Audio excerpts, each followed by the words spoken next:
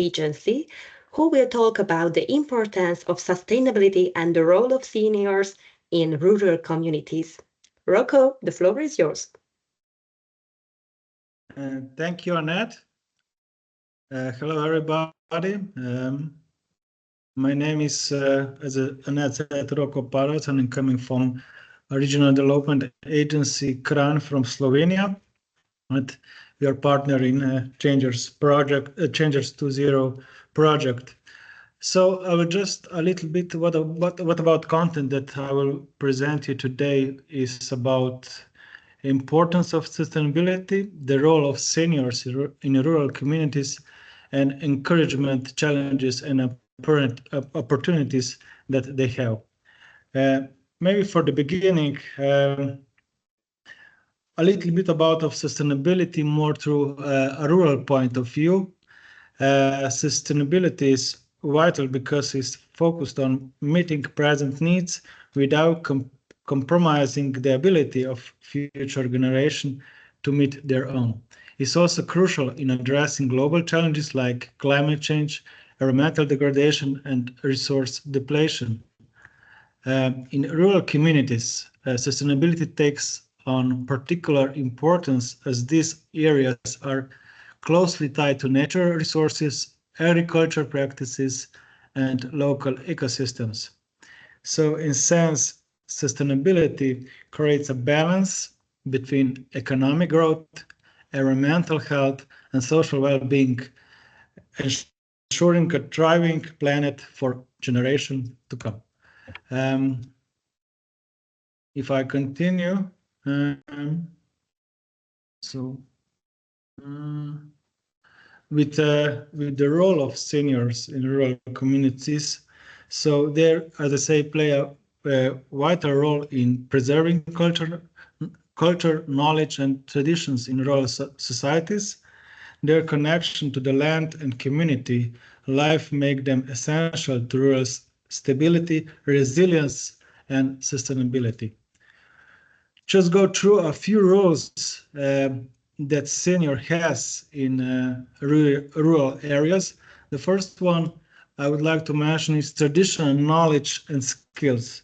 As I know, seniors are keepers of traditional knowledge in many aspects in agriculture, in craft making, in resource management. Many rural seniors still practice skills like mending clothes, growing their own food, and using renewable energy sources like firewood. The second one is they are mentors and educators. They mentor younger generations and help bridge traditional and modern lifestyles. By mentoring younger generations, seniors provide practical education on several skills and promote values like hard work, community solidarity, and respect for nature. Their support for social cohesion. So social sustainability is critical for rural communities where population decline and migration can cause isolation. So their engagement in local networks and events can help strengthen the sense of community, ensuring an unified approach to sustainable practices. The fourth one I would like to mention is volunteering and civil engagement. Their time and dedication can be invaluable in organizing sustainability projects such as community gardens, like recycling programs, or some local environmental cleanups event or something. And the last one I would like to mention is adopting sustainable lifestyle. So they naturally lead low impact lifestyles characterized by reduced consumption, resourcefulness, and minimal waste. Their habits, such as repairing items rather than buying new ones, or relying on local growth food, contribute to sustainability. So how can we encourage the role of seniors in rural sustainability? By intergenerational programs, initiatives that encourage collaboration between older and younger community members, foster the sharing of knowledge and experience. These programs can focus on areas like gardening, conservation, and renewable energy projects. The second one is employing elders in decision-making process. Ensure that seniors have a voice in local government, and sustainability planning allows their valuable input and experience to guide community development. By health and support services. So provide health care and social support to aging populations in rural areas enables seniors to remain active and engaged in sustainability efforts. And the last one is skill development and educations.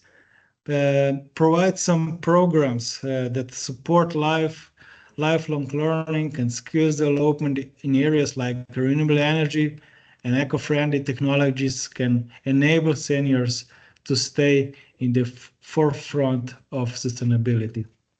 So what are the challenges and opportunities? Seniors play a critical role in sustainability.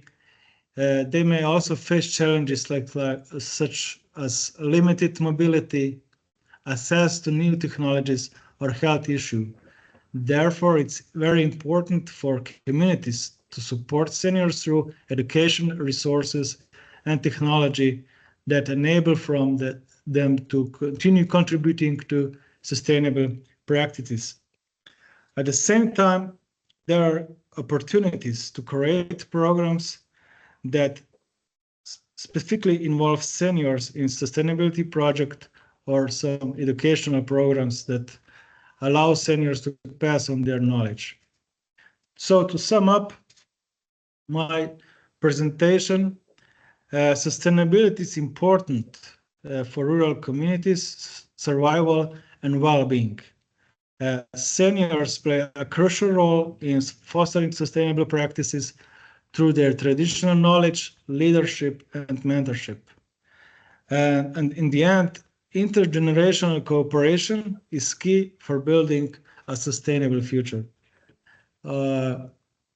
This is it from my side for the beginning.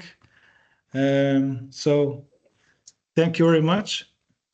I hope it was clear and that you learned something about it. Thank you very much, Roko, for these opening remarks. Now I'm happy to announce that our webinar is a registered event of the Erasmus Plus Days. And let me introduce Ms. Ken Betleni Zsuzsanna, the representative of Tempus Közalapítvány, the Hungarian National Agency of Erasmus Plus program, to provide us a short introduction of the program. Zsuzsanna, please share your screen. Thank you.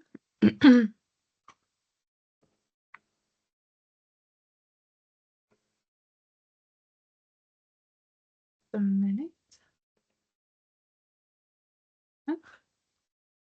Okay. Is it okay? It works? Yes. Okay, thank you. Good afternoon, ladies and gentlemen. As I was introduced, I'm working at the Hungarian National Agency, and I work as a program coordinator for cooperation partnerships in the field of adult education. I'm glad to be here because for me it's the first time to participate in one of the Erasmus Days events. And as we are talking about Erasmus Days, what does it mean? This is an international 6 days of celebration of the Erasmus Plus program. And during these days, people throughout the world are invited to come together and either organize or participate at events that celebrate the projects and opportunities proposed or provided by the Erasmus Plus. This is for students, teachers. Te is ott ülsz a gépnél? This is open for students, teachers, trainers, professionals, and more generally for all citizens for them, Hallottam. Erasmus Mégsem. Days represent a unique moment to promote and multitude the benefits and results, the results which resulted from this program.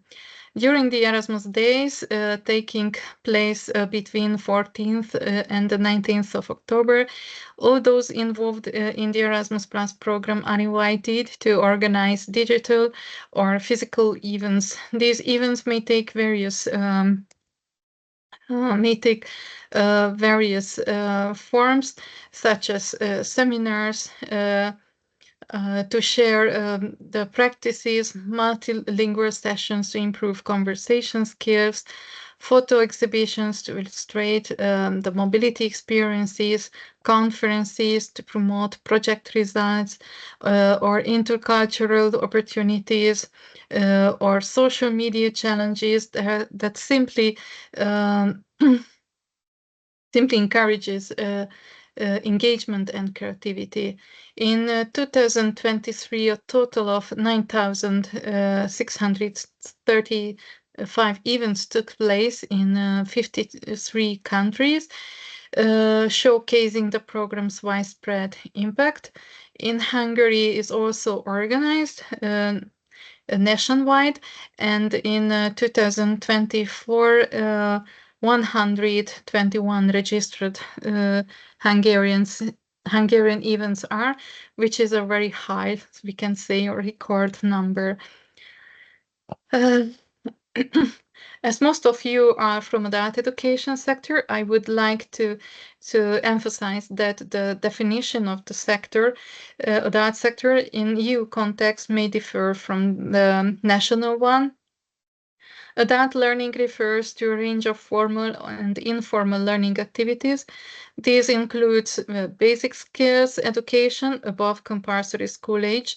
This is the so-called second change schools, school-based education for those returning to primary education, and also may include adult education outside the school system, but strictly limited to general skills, language, or other trainings.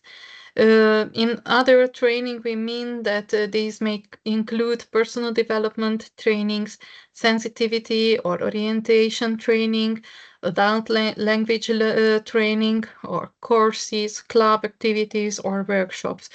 It means that all kinds of programs, activities which are for individuals or groups who want to improve their quality of life and ability to be successful in labor market. For projects relevant of adult education, the main targets are members of non-vocational adult education organizations, trainers, staffs, and learners in non-vocational adult non-vocational adult education. For further information, you should consult the applicable definitions in the website of your national agency. In your project, to have a stronger link with the sector, you should or you may adjust your project idea to the most appropriate priorities, which are defined for the adult sector. So please put emphasis also on these. And these you will find in the Erasmus Plus program guide. As maybe many of you already know, the structure of the program, the learning mobility of individuals, these are basically short-term projects for learners and for staff. And these provide for applicants the opportunity to organize various mobility activities over a period of 6 to 18 months. These are the best choice for organizations applying for Erasmus Plus for the first time, or for those to wish to organize only limited number of activities. Accreditation, Erasmus accreditation, these are only available for those organizations who have Erasmus accreditation in the field of adult education. I will tell you more about this partnership for cooperation, and the third one is support to policy development and cooperation. These are centralized um, possibilities course. So for these, you have to contact the staff at the European Union. And more about partnerships for cooperation. These are these involve two type of possibilities, application possibilities. These are, of course, coordinated by the Hungarian National Agency. The small-scale partnerships are designed to widen access to the program to small-scale actors and individuals who are hard to reach in different fields of education. With the lower grant amount awarded to an organization, shorter duration, it's enough to have two partners, and with the simple administrative requirements, these actions aims to reach the grassroots, less experienced and newcomer organizations, and wants to reduce the entry barriers for those organizations who have smaller organizations capacities. These partnerships, small-scale partnerships, can also contribute to the creation and development of transnational networks, and for these organizations to start their working life in international level. The cooperation partnerships, the primary goal is to allow organizations to increase the quality and relevance of their activities, to develop their capacity and reinforce their network of partners, to increase the capacity to operate jointly and at transnational level, to boost their internationalization of their activities, and through exchanging or developing new practices, innovative materials and methods, as well as sharing and confronting ideas.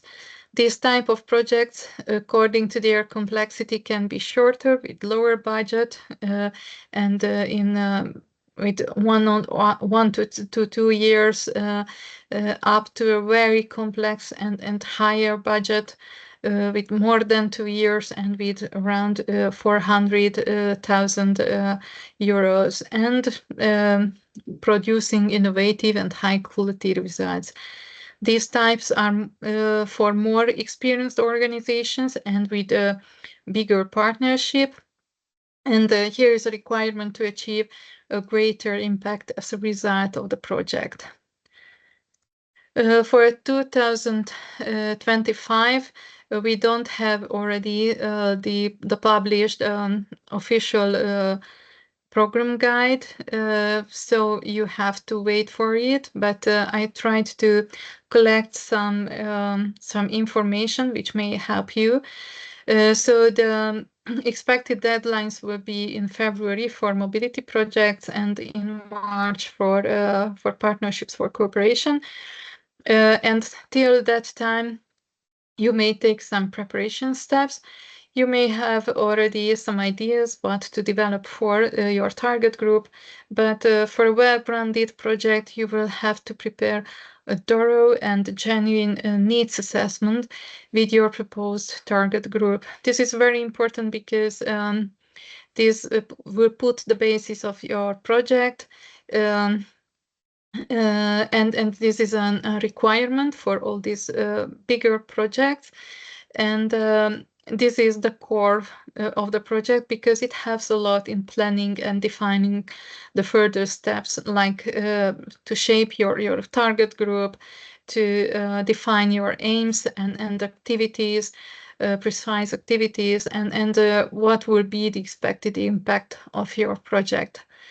Most of the projects fail because they don't have well-grounded needs assessment, and because it's not presented and not well done. Most of the projects, also the work packages, the work program is not enough good prepared and thought through. So it's important manner. Also, it's important to study the Erasmus Plus guide. What are the requirements and the rules, and also to find the most appropriate partners. Maybe you have good partners from previous projects, but it is important that their competencies, experiences to fit to the project topic. And if this is okay, if it's in strong relation with their experiences and the daily work, their commitment to the project will be much higher and stronger. I put here some links where you can search for topics or previously and already developed materials, and also for experienced partners. Apple is an electronic platform for adult learning learning in Europe, which offers an online partner finding tool. You can register your organization on the platform in order to post partner finding announcements and search through announcements made by other organizations. Erasmus Plus Project Results platform is a platform which collects all the already awarded projects. So here also you can search by topics and then find partners for your project. Training and cooperation activities are regularly organized by Erasmus Plus national agencies. They include contact seminars, online events, and other partner finding opportunities for Erasmus Plus applicants and beneficiaries. So this is also worth to take a look and check these events and try one which suits to you. And by the end, I would like to. I took two good examples, success stories. They also are from the rural area and with seniors. The first one the first project was awarded as excellence in 2023, and this is the lead. The coordinator was the General Cultural Center of C.H.A.N.G.E.R.S. The organization implemented an exchange of good practices that has enabled the Hungarian partners to prepare their employees for work in the education of elderly, relying on the experiences and methodological knowledge of foreign experts. The aim of the project was to develop and expand the competencies of cultural professionals to prepare them for structured and conscious involvement of the elderly, and to acquire effective methods for discovering, raising awareness of, and passing on the values of older generations. You will find here the links for further information about this project. And the last one doesn't go further. No, sorry. No, sorry. What's the matter? Oh, yes. The last one, success story, is about active aging. It was coordinated by a small village municipality of Alsómocsolán. The project overall goal was to consciously prepare generations for active aging via applying non-formal learning tools for different generations, individuals, families, communities, for partners from different backgrounds and experiences, developed for curriculum in different topics. One was about technology, up to the net, cooperation against Alzheimer and dementia. The other one was about be active, be happy, physical activities, and voluntary engagement for promoting seniors' life quality.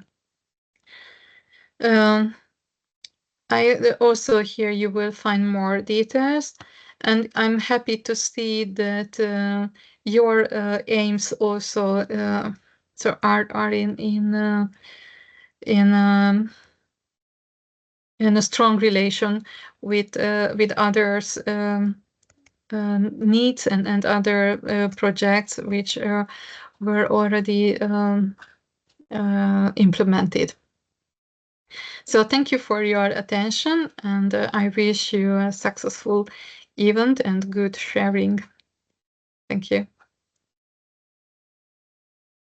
Thank you very much, Zsuzsa, for all these program information about the forthcoming calls, as well as sharing these good examples, which really have strong connection to our project topics.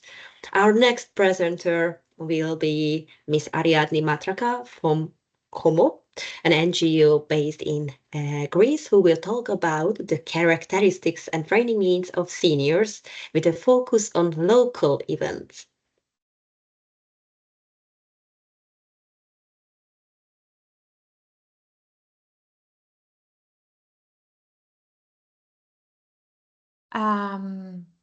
Hello, good afternoon. Just 1 minute to have my presentation. Good afternoon, my name is Ariadne Matraka, and I represent C.A.N.G.E.R.S, which is a partner organization in C.H.A.N.G.E.R.S project. Just a few words about the organization. C.A.N.G.E.R.S is one of the oldest organizations in Greece, with more than 47 years of experience in supporting vulnerable people through the provision of social services, implementation of social initiatives, education, research, and development of know-how on social policy issues. One of the main target groups that we are working with are the seniors, and one of the main topics of our work is sustainability, and this is the reason why we are part of this great project. Today, we are going to discuss the topic characteristics and training needs of seniors, ways to approach seniors in adult learning related to sustainability, and methods of organizing local events. This presentation is based on the C.H.A.N.G.E.R.S project, which focuses on developing tailored training for seniors to engage them in sustainability learning and activities. So we are going to cover 3 main areas in my today's presentation. First, we will explore the characteristics of seniors in rural areas and their specific training needs in adult learning, especially on topics related to sustainability. Second, we will discuss how we can approach seniors in learning programs by utilizing methods suited to their needs, such as the study circle and storytelling approach. Finally, I will share methods for organizing local events that are senior-friendly and tailored to engage them effectively. So starting with the characteristics, seniors, especially those living in rural areas, face several challenges. One of the most important factors to consider is the aging process. As people with, that are more senior, they experience physical and cognitive changes that can affect their ability to engage with new learning. For example, they may have slower reaction times, reduced memory capacity, or vision and hearing impairments. Additionally, social isolation is also a common issue in rural areas, as many seniors have limited access to social activities and community engagement due to their geographical location. This can lead to feelings of loneliness and disengagement, which we need to address in learning programs.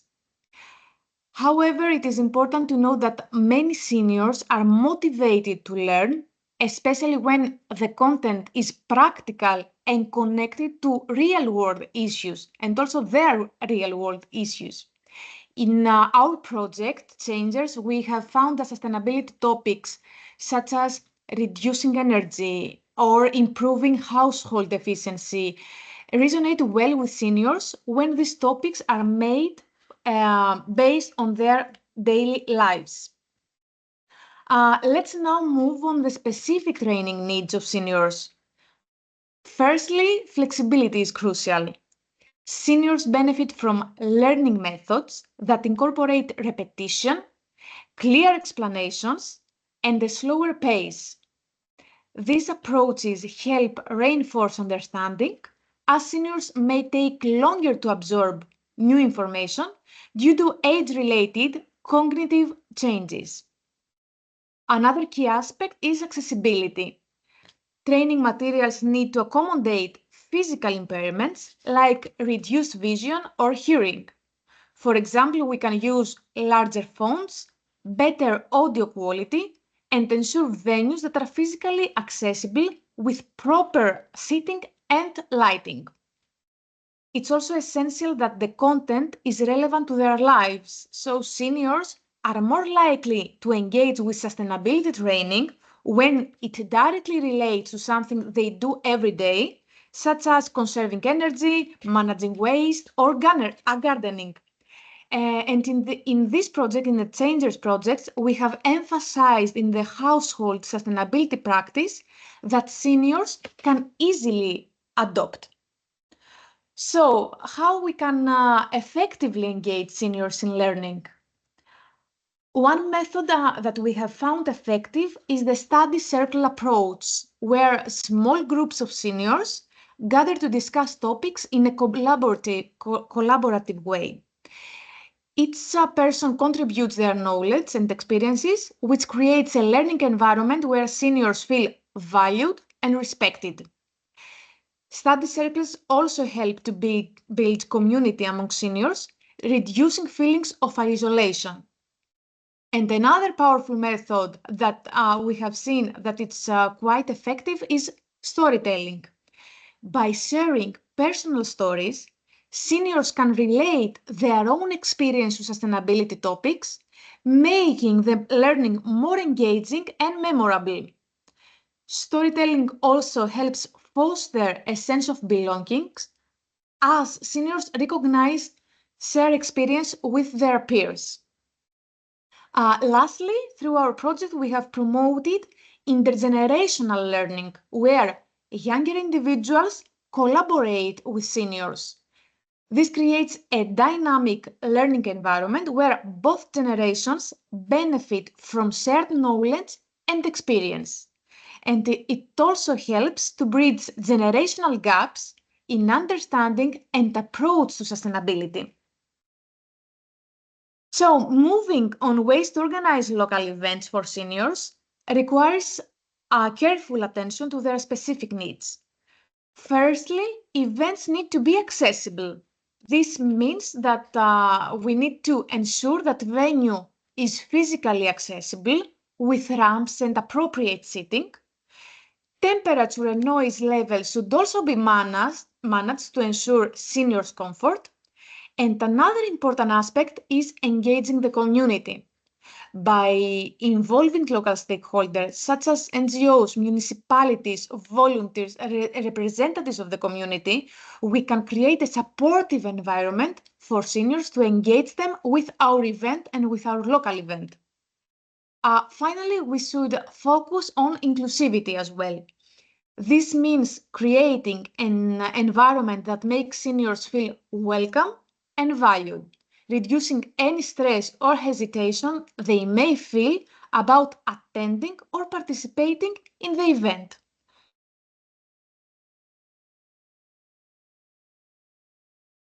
Also, continuing with the communication channels to reach seniors and the best practices in event organization, we can see that effective communication is key to ensure seniors are aware of and attend local events. We have found that traditional methods such as printed flyers or a post on the social media such as Facebook work well in rural areas. Also, we have noticed that digital communication might be less effective. Distributing flyers at senior centers, churches, and local gathering spots ensures that the information reaches finally the seniors directly. For seniors that are more comfortable with technology, social media platforms like Facebook can be used to promote events. This also helps family members who may assist seniors with event registration. Personal outreach, such as phone calls or home visits, can also make a big difference, especially for seniors who are socially isolated or have limited mobility. And when we are organizing local events for seniors, it's important to consider assessment criteria to ensure that the event is age-friendly. So in the C.H.A.N.G.E.R.S projects, we recommend to evaluate accessibility, to evaluate the community support and comfort as the event planning process. Using a SWOT analysis, which examines strengths, weaknesses, opportunities, and threats, can help identify potential challenges and areas of improvement. For example, a SWOT analysis might reveal that seniors in a particular area need more transportation options to attend events, or that certain venues are not easily accessible. It's also important to monitor the event success through feedback. By asking seniors for their thoughts and suggestions, we can continuously improve future events to better meet their needs and, of course, engage more actively the target group. To conclude, and some key findings that I would like to highlight, it's clear, I think, that seniors in rural areas have unique characteristics and training needs that require tailored approaches. So we have seen how flexibility and accessibility are critical in designing training programs for seniors, and how relevant content, especially around sustainability, can increase engagement. We also discussed about the importance of study circles, storytelling, and intergenerational learning as effective ways to approach seniors in adult education. And finally, we explored best practices for organizing senior-friendly local events, emphasizing the need of accessibility, inclusivity, and community involvement. By understanding these factors and continuously adapting our approaches, we can ensure that seniors are actively participating in sustainability efforts, which benefits not only them, but also their community. Thank you very much for your attention. Thank you very much, Ariadne. Let's continue our program with Miss Vera Ribeiro's presentation from AMBESP, a Portuguese NGO who works with seniors and for seniors. And she will introduce the concept of benefits of the aforementioned intergenerational approach by providing ideas for activities that bring together seniors and younger generations to learn about sustainability. Vera, please share your screen. Can you see the screen? Yes, we see. Okay. Thank you, Annette. My name is Vera, as Annette said. I'm from AMBESP, Portugal. We work with seniors and with youngs. We are an NGO work on social level and educational level also. In this project, we worked specifically with our senior university. We have a senior university in Ferreira do Zezer that is a rural place of the center of Portugal. And this senior university doesn't have a lot of students. We are just 65 students. But they are very engaged with the classes that we promote, and they want to participate in every projects that we arrange for them. They are very active in those fields. I will present the concepts and benefits of transgenerational approach, some ideas of activities that bring together seniors and younger generations to learn about sustainability. The benefits of transgenerational approach is mental and emotional well-being. Interacting with different age groups can reduce feelings of isolation for seniors and provide younger participants with mentorship and guidance. Civic engagement, joint activities can encourage community involvement, fostering a sense of responsibility and activism among all ages. Innovative solutions, they can combine diverse perspectives, often leads to creative solutions for sustainability challenges. Legacy building, seniors can pass down values and practices related to sustainability, creating a lasting impact on future generations. There are some ideas for activities that bring together seniors and young generations to learn about sustainability. Intergenerational book club. We can start a book club that focuses on themes of nature, environmentalism, and sustainability. We have to choose books that appeal to all ages and facilitate discussions. The focus will explore different perspectives of sustainability and foster critical thinking. Eco-friendly do-it-yourself projects. We can organize workshops where participants create eco-friendly products such as natural cleaning supplies or personal care items.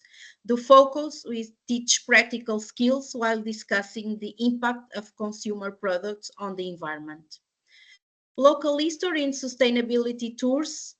We can plan a tour of local historical sites with an emphasis on how the community has interacted with the environment over time. The focus is discuss changes in land use, local flora and fauna, and the evolution of sustainable practice in the area. Sustainable fashion show, host a fashion show where participants create outfits from upcycled materials or demonstrate sustainable fashion choice. The focus raise awareness about fast fashion and promote the benefits of thrift and do-it-yourself fashion. Cooking for a cause, prepare meals together using sustainable practices and then donate the food to a local shelter or food bank. The focus will discuss food security issues and the importance of reducing food waste. Seasonal celebrations, we host seasonal events that celebrate local traditions such as harvest festivals or Earth Day events where all ages can participate. The focus will highlight local produce, traditional recipes, and cultural practices related to sustainability. Energy efficiency home visits, pair seniors with younger participants for home visits to assess energy use and brainstorm ways to improve efficiency. The focus will share knowledge about sustainable practices and technologies such as solar panels or energy efficiency appliances. While do habit creation, we can collaborate on projects to create habitats for local wildlife, such as birdhouses, bee hotels, or butterfly gardens. The focus is to discuss the importance of biodiversity and the role of various species in local ecosystems. Those are just a few ideas that we can do with seniors and youngers. The sustainable fair organize a community fair where different generations can showcase sustainability initiatives, share information, and participate in hands-on activities. The focus will promote community resources and encourage collective action toward sustainability goals. We can also put the focus on the transportation, the Sustainable Transportation Challenge, encourage participants to use alternative transportation methods, walking, biking, carpooling for a month, sharing experience and results. Discuss the impact of transportation on the environment and promote healthier lifestyle choices. These expanded activities provide more opportunities for meaningful interactions between seniors and younger generations while promoting sustainability. Each initiative not only educates but also fosters community spirit, mutual respect, and collaborative problem solving, ultimately contributing to a more sustainable future. Thank you for your attention. Thank you very much, Vera. After overviewing the different methodologies and approaches, let us introduce shortly the C.H.A.N.G.E.R.S 2.0 project by Viviana Mazzaggio from Falco and Associati.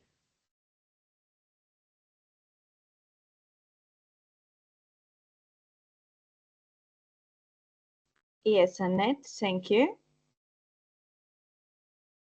I would like to share my screen. I don't know if you can see it. Yes, we can. Perfect. So I can activate the sharing. Great. So I'm Viviana Mazzaggio, as Annette has already introduced me. I am a project manager for Falco and Associati in the sector of education. And today I'm here to give you a very brief overview of our C.H.A.N.G.E.R.S 2.0 project.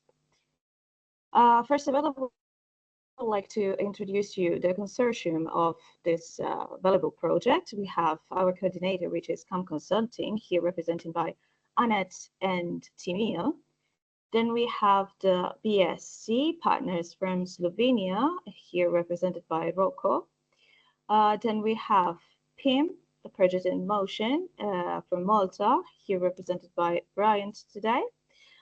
Then we have the Association Lopez, represented by Vera, that I speak a couple of minutes ago.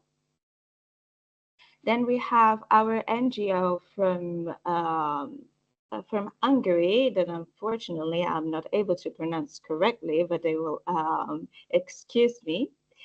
And then we have C.A.N.G.E.R.S from Greece, here represented by Ariadne that I speak a few minutes ago. And then we have Falco Associati. Viviana, sorry for interrupting you, but we still see your first slide. Yes, I got it. I don't know why. Could you please stop sharing and try to share the file again? Yes, I will.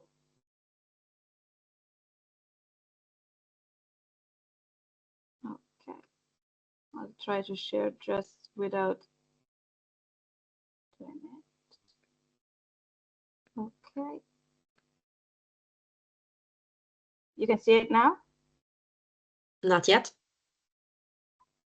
Yes, we see Okay. the second slide. Okay, I will move in this way, so without giving you the entire screen. Let's talk about why we have chosen to develop C.H.A.N.G.E.R.S 2.0. So according to the documentary research that we've done previously, the European households have been consuming between 25 and 27% of total energy consumption since 1995. So it means that we have a problem. So what we're going to do, the project aims to educate families and, above all, elderly people about the need to change their habits when it comes to energy efficiency, sustainable energy sources, and domestic sustainability. What are the objectives of C.H.A.N.G.E.R.S 2.0? Our aim is to develop target training material for elderly people residing in rural areas within the objective of improving their access to learning opportunities on specific topics that can help them to combat climate change and energy poverty, and then contribute to sustainability such as energy efficiency, household sustainability, and climate change adaptation. Those are very complicated topics when we talk about elderly people because they are not used to this kind of habits. They have different way of using energy, and so it's very important and very uh, it's a very big need for us to give them the right approach for avoiding any kind of problems. In this way, we want to describe with you our target group. As we said in the previous slide, our target group are mainly elderly people that we are more or less find out in over 65 years old, that mainly living in rural areas, as they often fall outside the scope of available training opportunities by living in the countryside or having lower IT skills.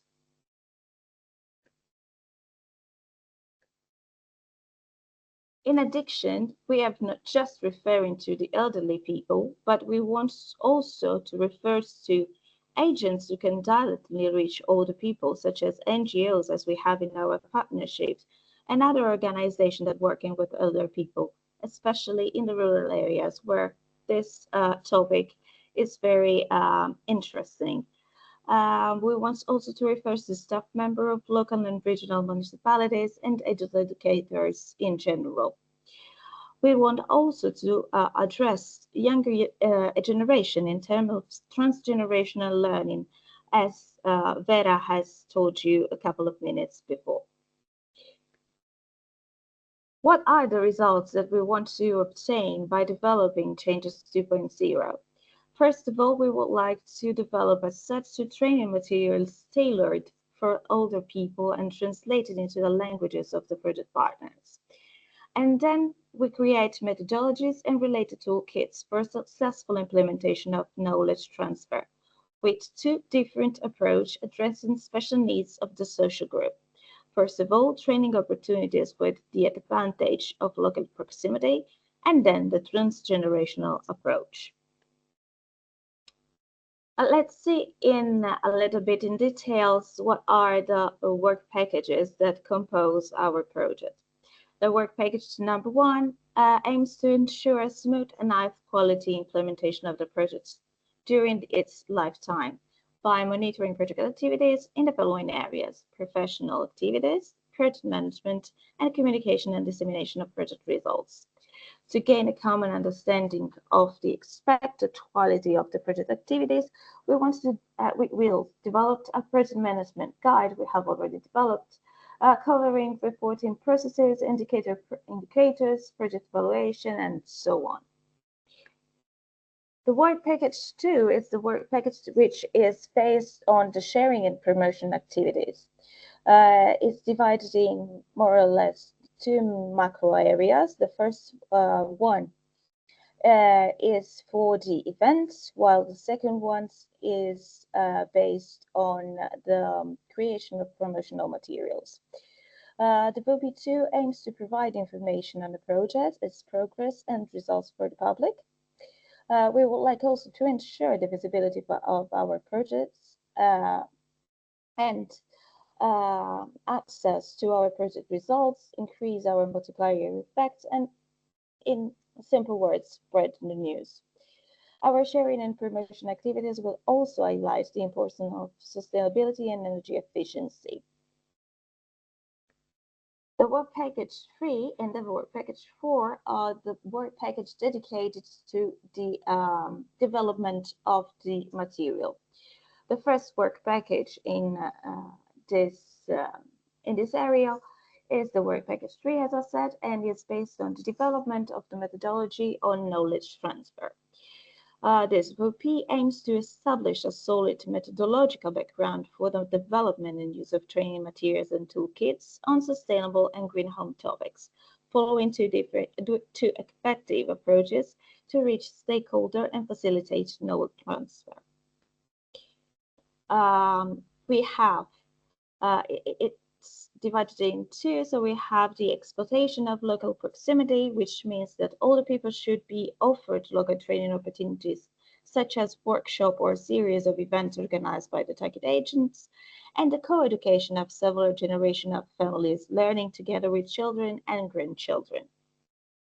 So to sum up, VP3 will explore these two different methods through their learning objectives, curricula, additional materials, and so on.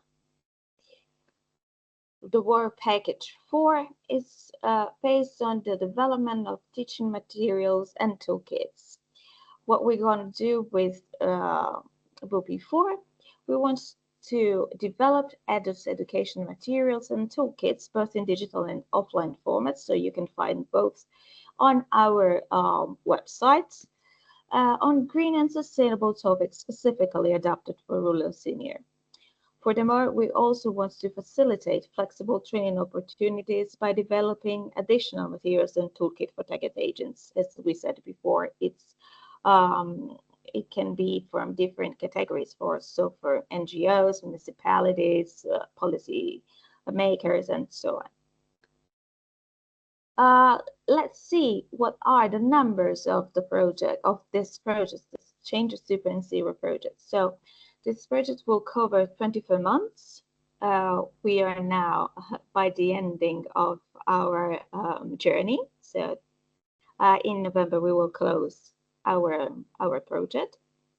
It's composed by 4 work packages, as I said before. The consortium is made of 7 partners, and we have highlighted 3 target groups mainly. You can find all the information about our project on our social media, for example, following us on Facebook and Instagram. And you can find all the information, all the materials, and all the valuable news in the website of the project, which is C.H.A.N.G.E.R.S 2.0. There you can find all the materials, and by the end of the project, it will be available in all the languages. And you can decide to download the material and use it if you need to. For any other issue, we are always available on our channel, so you can contact us via email or on social medias and via website. So this is more or less the description of our C.H.A.N.G.E.R.S 2.0 project. So I would like to thank you all for your attention, and I will leave the floor to Annette once again. Thank you very much, Viviana.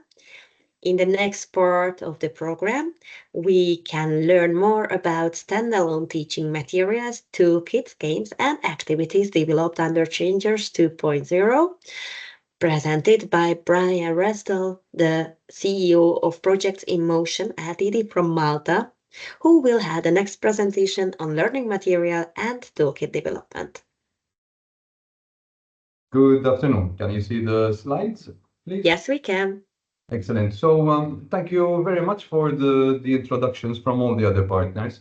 My name is Brian Restol. I work for Projects in Motion. We're a small organization that basically does a lot of senior training, mostly in Natura 2000 areas, using habitats and wildlife in order to engage with seniors and also Maltese constituency. So, without wasting too much time, I think you've already got a very good idea of what led to the outputs of C.H.A.N.G.E.R.S. Just to remind you, over here, what we were trying to do basically is to try and provide training materials for educators and improve the adult learning opportunities.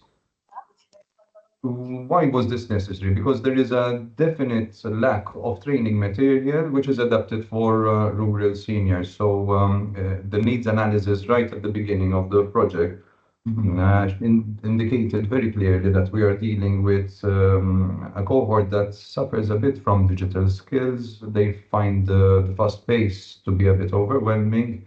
They have a number of cognitive and physical disabilities that pile up over the year. In some cases, they also lack infrastructure and definitely lack a lot of training events. So that was the motivation that percolated through the work packages, always keeping in mind what we are trying to address. So again, a lot of this has been explained with that there are a lot of learning difficulties that we must be very aware of. But ultimately, we also try to drive guidelines on how to address some of these issues. So in Work Package 4, it's where it all comes together into a tangible outputs which people can use. So it's very interesting to understand the leading academic papers and why this is necessary. But ultimately, we are driving towards motivating learners by creating tailor-made opportunities for them. We are trying to also sensitize trainers in order for them to adapt their teaching styles to deal with seniors, especially in rural areas, to ensure that these events provide inclusive environments where seniors actually feel respected and not being used, and to empower independent learning through positive and common experiences. So there's a number of benefits. They've already been discussed by the others, but it also helps to create opportunities where generations can attach better, where personal choices and actions in sustainability are highlighted, for instance, where seniors are given opportunities to be more flexible and resourceful and adaptable in coping towards changes that are being expected in the near future. So the idea is always to bring about positive environmental change.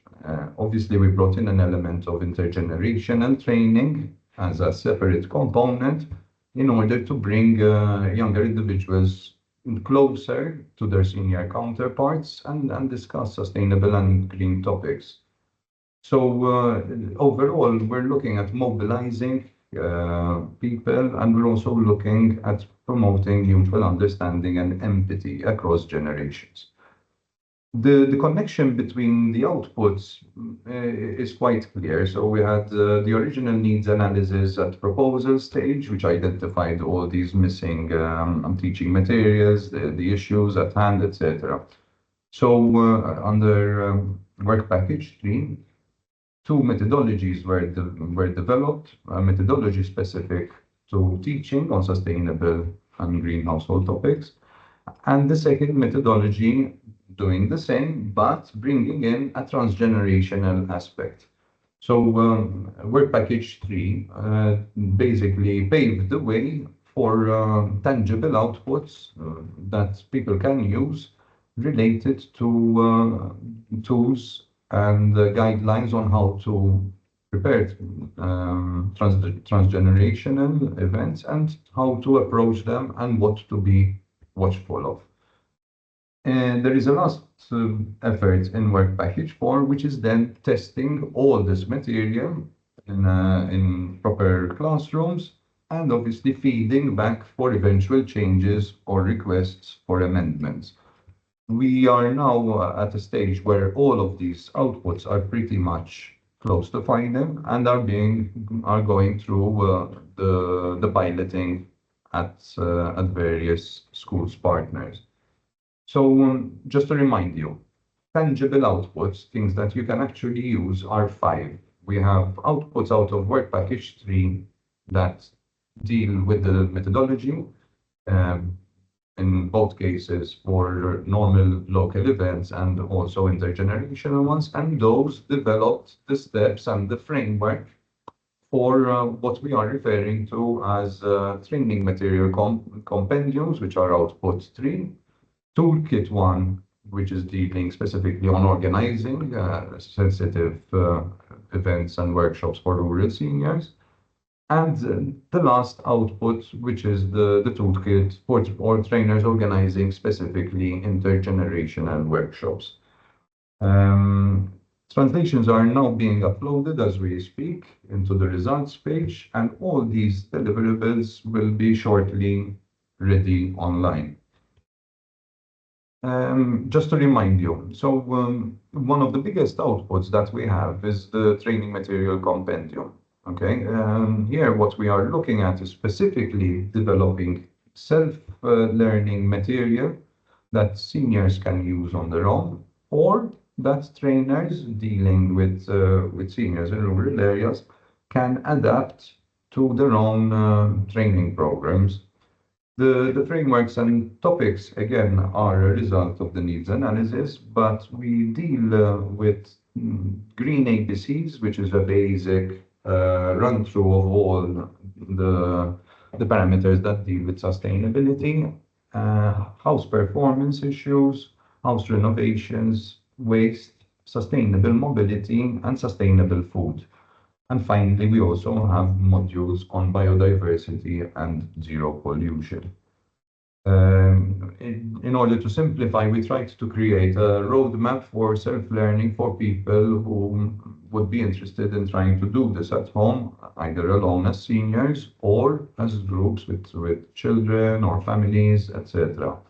Having said that, the material is also there for trainers to be able to jog their mind, have ready-made samples of teaching material that they can adapt to the particular class or level that they wish to tackle with the class. So when I say training materials, you will find a couple of hundreds of PowerPoint presentations that deal with various units and topics related to green and sustainable subjects. They vary from detailed to just brushing the top of the discussion. And we have tried to prepare material that is basically homogeneous and somehow does not overwhelm the readers or the trainers as well, and is something that engages into discussion, not too heavy academically, but up to date and relevant to the current sentiment that we have now, focusing on green cities. I remind you that we also, in many ways, built on C.H.A.N.G.E.R.S 1, which was the precursor of this project. And again, all those deliverables are still in the public domain. Output 4. So first we had the training compendium. I will show them to you after the presentation. But then we started Toolkit 1 and Toolkit 2. These basically synthesize all the previous efforts and what has been discussed in the previous presentations and brings them together into two separate, distinct, but also related toolkits. So the first toolkit is specifically intended to support stakeholders and trainers with recommendations and tools for organizing local events with rural seniors. This includes event structures, plans, evaluation templates, teaching material, guidance on how to interact with teachers, and how to use the teaching material developed in Work Package 4.1 for workshop activities. So the goal is simple, to help partners, senior and municipalities organize learning events and trainings for rural students. As you might have realized from the previous presentations, you cannot just apply normal frameworks, normal methods, because our audience is slightly different. And we need to adapt to the realities of seniors that are also sort of insulated in rural areas. Okay, so we basically go into the same things that have been discussed: the impact of aging on seniors, the social changes in old age, the role of environmental education, and how best to organize those events. We include criteria for checklists, and the list goes on. We also have additional reading, pre and exit assessment questionnaires that can also be self-driven for people to sort of evaluate their progress as they go along. All of these toolkits start from the basics. And so we even include clarification of important concepts and terms just to make sure everyone is on the same page and we don't take things for granted. And we try and explain patiently and as clearly as possible what we are working towards and the correct way of understanding these terms. We go into the details of how to actually cultivate active listening skills, how to avoid jargon, how to foster two-way communications, how patience is critical here, how not to emphasize non-verbal communication clues and take advantage of their experience. So basically, we are trying to provide a guideline and a template of how to go about it and indicate things that are not recommended or things that are more successful in dealing with rural seniors. So you'll find a lot of posters, etc., quick guidelines that can quickly give you some tips on mistakes to avoid and what's best to do. Sorry. Then we also, each and every one of these toolkits are relatively digestible. So toolkit 1 is just 49 pages, but it goes into the detail of how to actually go about it. We also have toolkit 2, which is a bit more longer and goes over 100 pages, providing a lot of material related to organization of intergenerational workshops. Okay, so the distinction is quite clear. Intergenerational, I don't need to explain again why we believe it is a very good way forward, especially for seniors. And we also try to then offer a structured curriculum approach for trainers that want to integrate this into their day-to-day classes. And on top of that, we also provide a set of innovative and new intergenerational family teaching material and games suitable for not just self-learning or distance learning, but also adaptation in class or in families. The goal is very simple again, it's to show the relevance of intergenerational learning and training and how encouraging cross-generational bonding can really drive sustainable and green messages into a household. And you're also working on cultural exchange, knowledge source sharing, especially, etc. And ultimately, it's about giving hands-on details and approaches on what to do during these kind of focused trainings.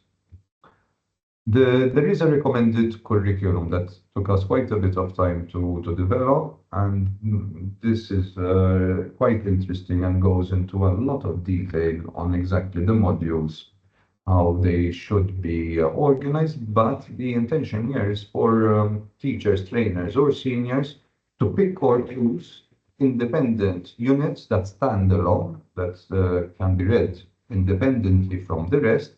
However, they also form part of a bigger curriculum picture, if you like. But that would be relevant mostly for teachers who are integrating these frameworks holistically into school programs, etc. So it's not just about one-off events, but also creating extended curriculum in schools. Here you would find recommended modules and unit topics backed by the training compendium materials, and teachers can pick and choose items that they think their class or their class might suggest would be interested in exploring further. As I said, every module is being defined. We give clear aims and where we're trying to get the reader with our teaching material. And it creates a lot of opportunities for reflection on personal values and identity, if you like. The second module, so basically I have three modules. The first module is about living sustainably, dealing with intergenerational responsibility, waste, green economy topics. Then the second module is about problems we are facing in the world today and how we can actually manage transitions and challenges in complex sustainability situations. So the idea is to always inform and empower seniors and also youngsters involved in intergenerational training, for instance, and trying to bring them together to explore solutions about adaptation to climate change and mitigation to climate change. As you can imagine, seniors are typically a bit slower to adapt, a bit more fragile and vulnerable to changes, especially climate changes, and a lot can be done to help them adapt and mitigate potential circumstances around them.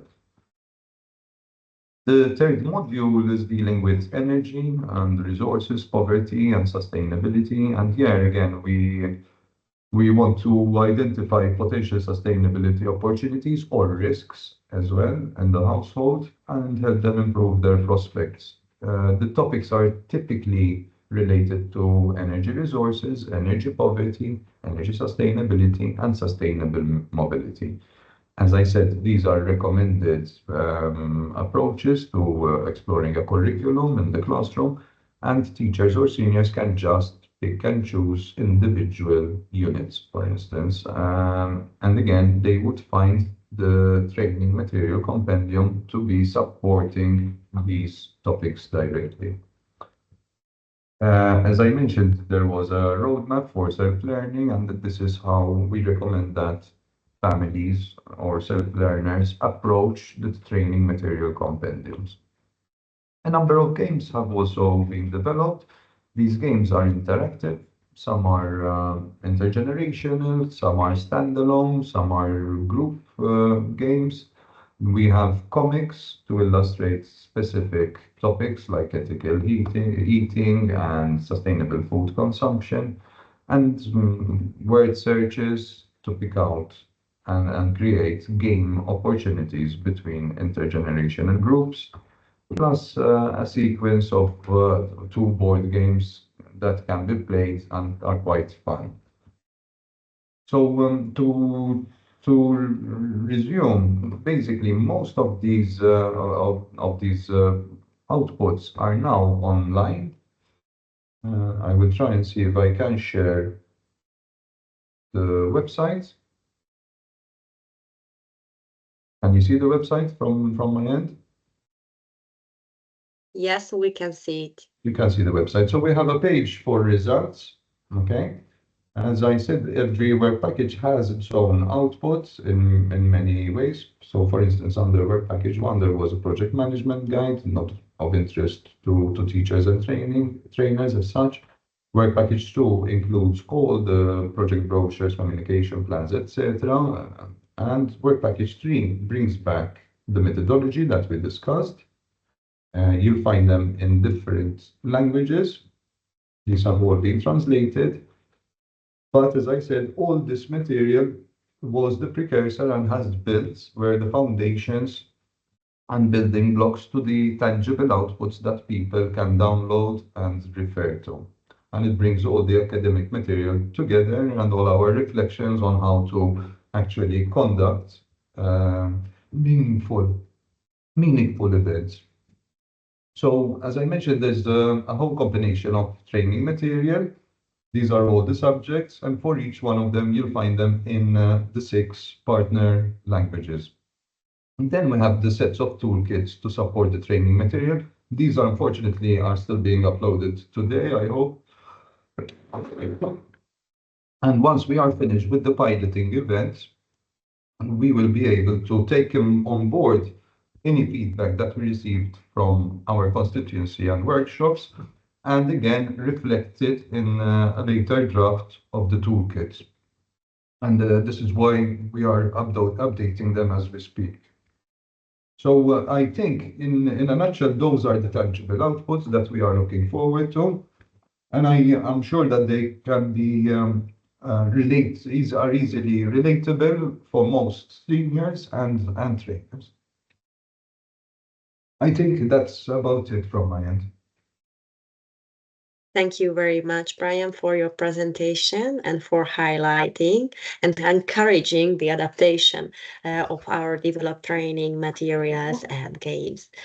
In the next session, we will hear 4 short presentations about real-life examples from piloting activities implemented under C.H.A.N.G.E.R.S 2.0 and about formal activities of the project partners related to sustainability training as well as first-hand experiences in working with seniors. Anikó Posztós from Nyugdíjasok Egyesülete will start the presentations. Anikó, please share your screen. Yes, let me know if you can see my screen. We still don't see it. That I shared. Okay, just a moment. And now? Not yet.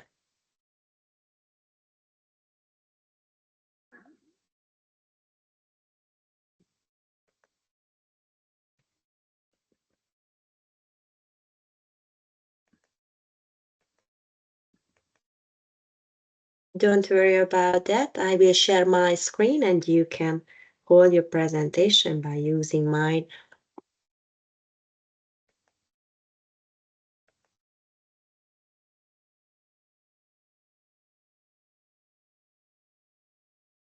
It should work now.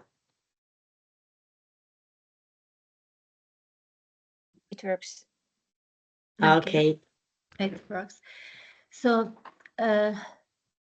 my name is Anikó Posztós, representing the Hungarian NGO, which is one of the partners in the project, called Nyugdíjasok Egyesülete. Actually, I fully understand Vivian not to be able to pronounce it.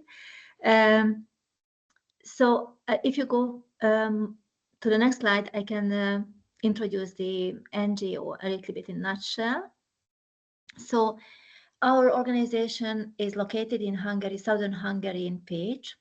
Was funded in 1989, so we have more than, or actually we celebrate the 35th year anniversary of the NGO in this year. So our number of members is 800, 1,000 people. Volunteers working in the NGO is 40-50 people, and the number of clubs at this moment 25. We have choirs, dancing groups, hiking teams, social clubs, and so on. So with such a long history, we have experience already how to reach the senior people most efficiently, what are the best practices, what makes them more motivated and engaged to any program or event. So if we go to the next slide, then we can summarize that what is our experience with these events, which you will recognize and recall from the previous presentations that how much those are in line with our findings during the projects. So what we learned from the history that the events are most efficient if we try to make it interactive, try to involve seniors and other generations. If the event is experience-based and then provides practical takeaways. Also, if we use presentations, we should try to limit the length of the presentations, preferably to 20-30 minutes.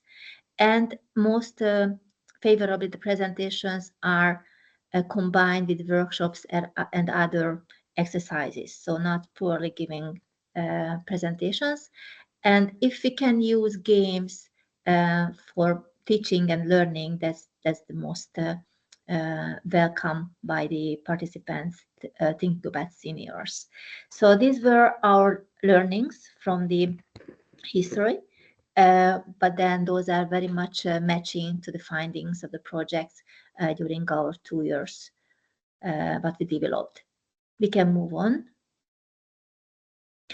So when we consider the pilot events, then we try to utilize all this experience and then the methodologies what we developed as an outcome of the project, and try to find such programs and organize such events which are the most suitable meeting these targets. So you will see the details, but as a summary, our events were mainly the plant visits to local companies, which are very much related to the C.H.A.N.G.E.R.S program and the concept. When we made presentations and workshops, we tried to involve different generations beside the seniors, students, children. And then we also had an event called Senior Academy. You will see some further details on the next slides, and other presentation workshop event. So if we go to the plant visit slide, yeah, thank you. So you can see the companies what we visited together with our seniors. We organized the plant tours for these companies, and why it is important, because all those local companies are strongly related to our C.H.A.N.G.E.R.S program, from the sense that these companies are key to play a sustainable role in the life of the city. So our city page is a member of the Green City program organized by EU, and with that the local companies are very keen to make initiatives to improve their operation in line with the green concept, especially because these are companies like waste management, power plant, plastic recycling, district heating, and water supply companies.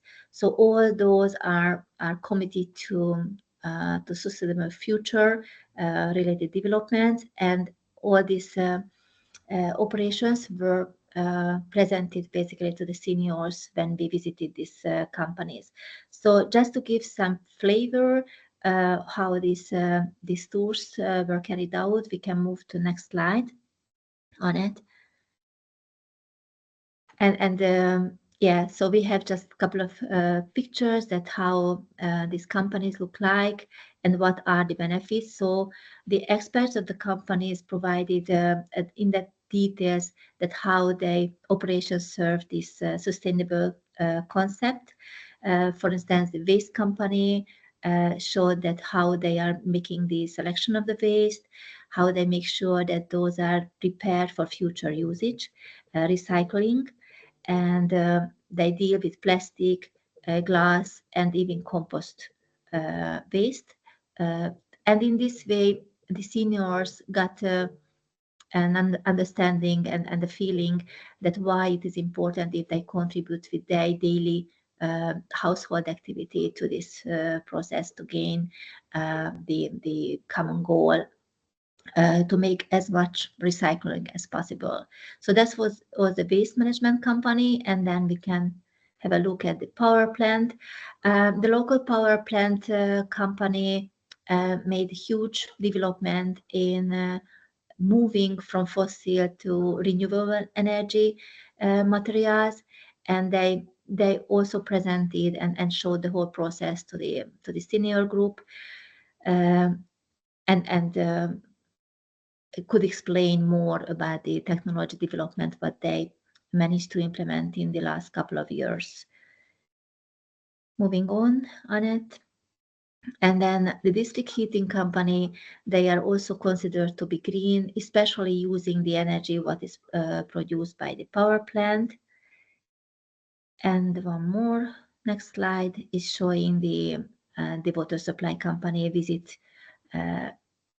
The common feature, we can move on it. The common feature of these factory tours were that these are experience-based program. So the seniors had the opportunity to raise questions, discuss some details or some more interesting feature of the operation. So they could get practical takeaways.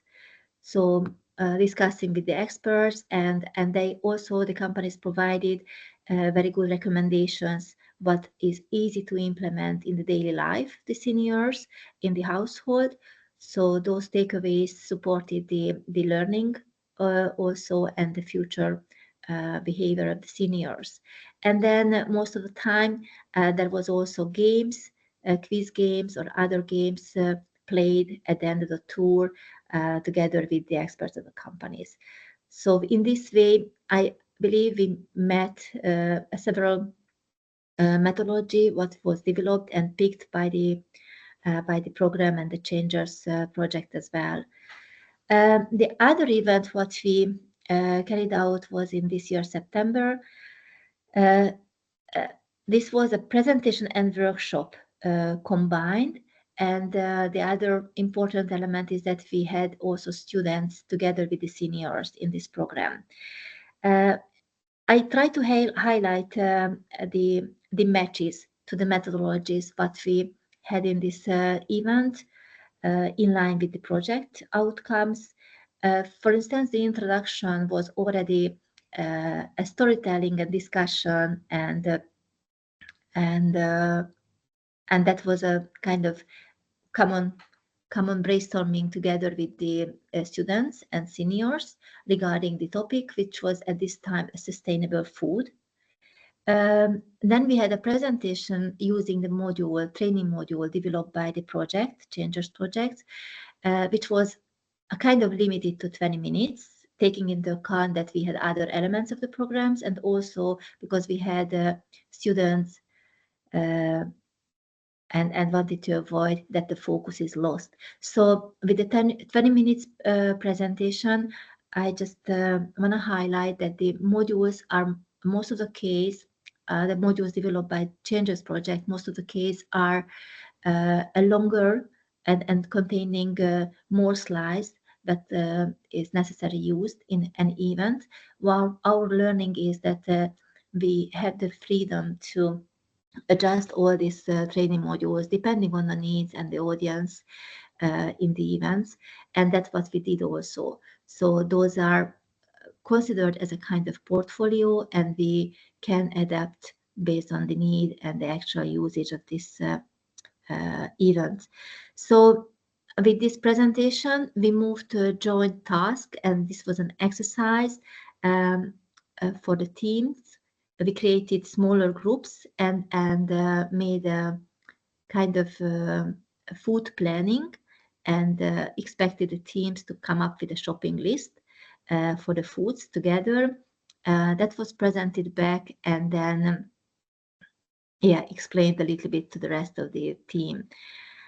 We also had time in the event to test one of the game what we developed. It was presented by Brian that what kind of games we managed to develop, and one of those was the word search game. And in this case, we used the sustainable food subject word search game. And at the end of the program, we also had another exercise. We prepared a retro snack together with the team. We provided the ingredients and focus on the seasonable food ingredients. Yes, and here you can see some pictures of the event. Seniors and students work together. So moving on to other events, we had an opportunity to take part on a senior academy. The senior academy in our town is organized by the local university, the faculty of the adult education program, and this time we managed to provide a presentation using obviously the C.H.A.N.G.E.R.S modules and training material. As you can see here, the number of audience is a high number. It was 150 plus people joining this event, and with that, it was not that easy to make it more interactive. However, we managed to have an exercise at the end of the program we provided a template and explained how to calculate the ecological footprint of each, and then the people were very keen on trying that calculation. And then the last event what we had actually some weeks ago in October, we had again a workshop and presentation combined event with the topic of waste. And yeah, the feature is that again we had a discussion and question answer sessions. The participants had the opportunity to comment and add their thoughts to the presentation. We also brought some concrete examples of how to avoid the waste and how to make recycling of the waste. And then as part of the program, we tested the green board game and also word search game, which was very interesting for the participants. So here you can see the teams were very engaged and enjoyed this event as well. So based on our experience, the methodology what we developed are very much in line with our previous learnings from the seniors, and using them in practice, it was underpinned and justified that these are the right approach to get the senior people trained and more educated about this sustainability topic. Thank you. Thank you very much, Aniko. I would like to ask Vera to continue the program with sharing her best practices. Okay, I will try to share my screen again. I hope.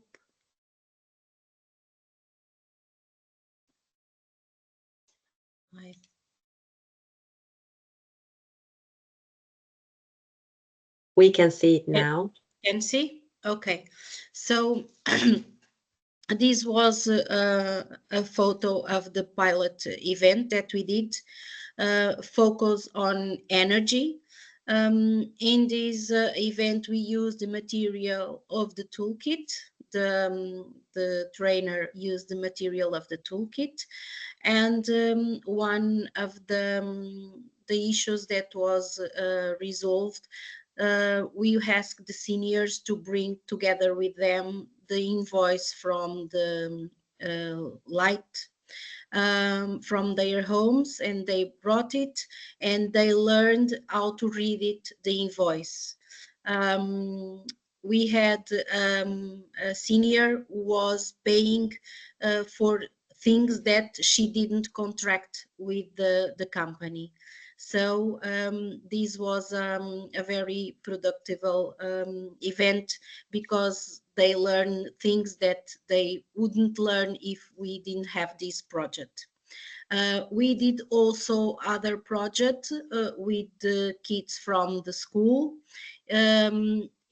On the day of the 21 of March, it was the tree day.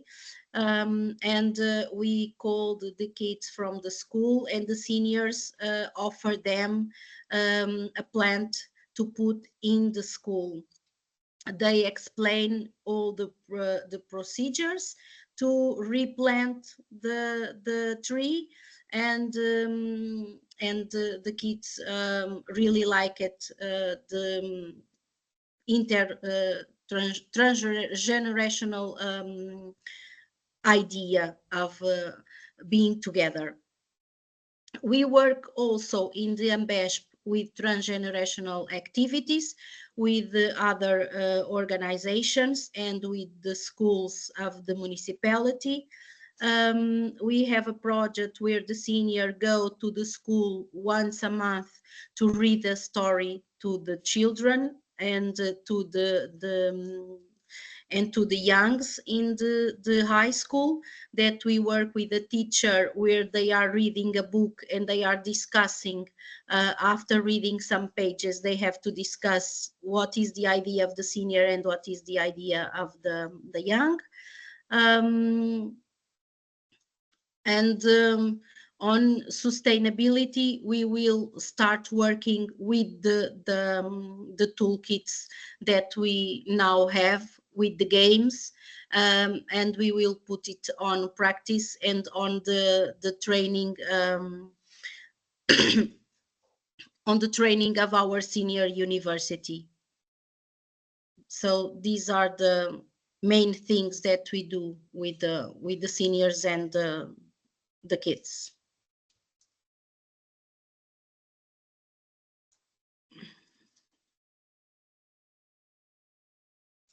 Would you like to share something else? No. Then thank you very much, Wara. The next presenter is Ariadne.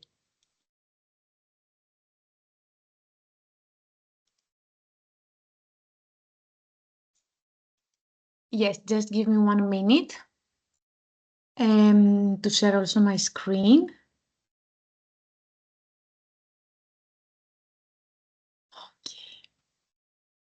So just a few words about our experience. Actually, what we did in the Changes project, we implemented different kind of activities and trainings focused on the seniors. Specifically, we went and visited some care center that it's dedicated for seniors, where the elderly people are going there to spend their free time, especially in the morning hours. How we try to approach the training material and to implement the activities. We try to follow the intergenerational approach. And what we did is we invited young people that are active in the field of sustainability in order to come with us in this elderly, these centers for seniors, and implement with them some activities and discuss about topics such as sustainability, sustainable food, sustainable lifestyle, energy efficiency, and all the relevant topics. It is quite interesting how much engaged both parts were, so the elderly and the young people as well, how they try to communicate between them and how to discuss on the topics that are related with their everyday life.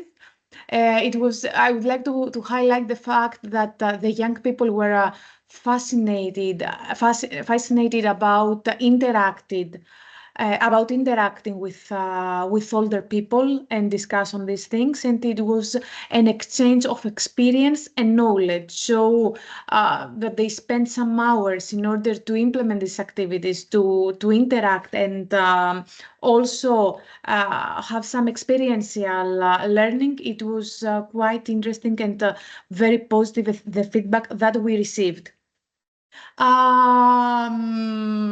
So until the end of the project, also we are planning to implement some more activities, especially focused with elderly people. Lastly, I would like to share with you one more activity that C.H.A.N.G.E.R.S Education Hub is currently implementing. So the project is called Seniors for Change. This project aspires to empower seniors in the fight against climate change through a digital approach. So to share their knowledge and sustainable practice through social media that will help them to create a bridge between generations. So actually, the Changes project and the Seniors for Change Seniors for Change project are very similar, because we are trying to focus on the topics of sustainability, with the difference that the last one is mainly focusing on the digital skills, how we can support, we can empower, we can give the relevant skills to seniors in order to speak about sustainability, using at the same time the technology. So you will see also here some key terms and objectives of this project is again the intergenerational collaboration, the environmental consciousness, the community engagement. So for the seniors to be part of a community and collaborate also with young people, but also with the stakeholders, the digital empowerment, the educational outreach, and also the resource development. So in this project as well, we are developing training material more focused on the digital skills, but approaching the topic of the sustainability. Okay, that is from my side. I would like just to share what we did in the C.H.A.N.G.E.R.S project, but as well another similar project while we approach senior people and the topic of sustainability. Thanks again, Ariadne. Rocco, could you please shortly summarize your best practices? Yes. Last but not least, as they said, okay. Also, our good practices in Slovenia, as you know, we are regional development agency, so we don't have direct contact with other populations. So, but anyway, we did some projects also, not just changes projects, but other projects in our history. I will present some activities on 3 levels: national, regional, and some activities that we did. So, in national level, we have the biggest one institution for adult education. Is a central public institution and umbrella institution for adult education. They are members of many networks, commissions, and international projects. What is very interesting here is that each year they prepare and implement more than 40 educational programs for approximately 800 participants for adult educators or teachers. So this is very important. If you took in consideration for our project. In a regional level, we have in C.H.A.N.G.E.R.S Adult Education Center. It's a leading provider of adult education and development center. Their main activities are university for the elderly. They provide activities such as educational workshops, some lectures, and other activities according to the wishes and needs. And also they did some intergenerational things. They are link between generations based on volunteers and also professional stuff that run long and short-term programs, workshops, and other lectures. What we did, as I mentioned, we are a regional development agency.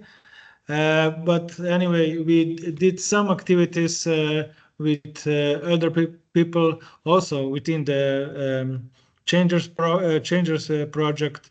We made some promotional event where we present the contents of our project. And on this picture, you see that we did some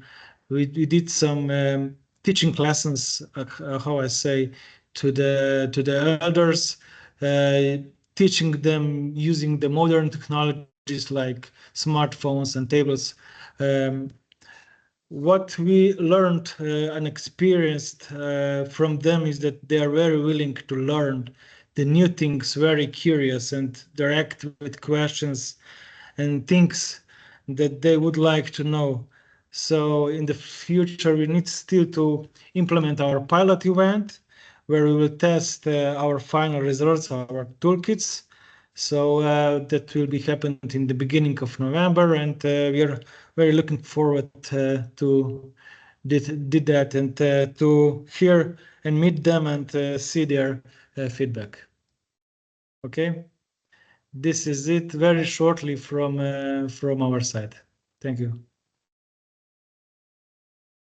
Thank you very much, Rocco. I would like to thank you for joining us today. I know now you have a better understanding on the importance of preparing tailored training materials for seniors to raise their awareness and promote their environmental education, as Europe has an aging society. So their significance will be becoming more and more important for us nowadays and in the near future. In addition, we also encourage all the stakeholders to promote active aging and lifelong learning of this vulnerable cohort who also have to face with loneliness. Therefore, their reintegration into the communities via intergenerational activities can be a great approach to increase their well-being in general. So thank you very much for your attention. We will make sure that all the presentation will be available and shared with you. Thank you again and have a nice afternoon. Goodbye.